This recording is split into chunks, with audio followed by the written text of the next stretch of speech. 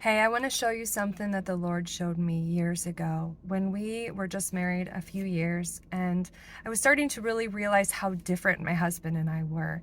We had very different personalities, and I just came out of the womb just super driven in life, and everything is important, and everything needs to be done yesterday, and just a performer, really.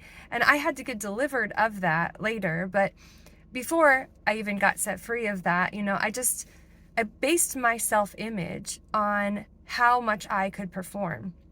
And I didn't realize that I was actually doing the same to my husband. And my husband, he's a real peaceful and steady guy. He doesn't want to be judged based on his performance all the time. He wants to be respected for who he is. And I realized one day that I was actually holding him to this high standard I held myself to, where I based my self-image on all the things that I did. I was holding my husband to that same standard, and I was not respecting him as a person the way that I should as his wife, because I was looking at his performance of what he did or didn't do, and that's what was causing the respect, if he performed, if he did the right thing. And if you're that personality that's just driven towards that performance type lifestyle, you have to know that no one is going to measure up to that, not even you. One day I was in a parking lot, and the Lord just stopped me in my tracks, and he asked me, I was actually sitting in a car, just like I'm sitting in the car right now. He asked me, if Brendan could not perform tomorrow, if he could not do anything, would you still respect him? And I had to think about that. And then you know what I realized? A couple years later, when I became disabled myself, and I could no longer perform to that level that I held myself to, I had to change what I based my self-image off of. And I realized that I was not respecting people, and I wasn't respecting myself as a person, because everything was based on what that person could do. Everything was based on what I could do.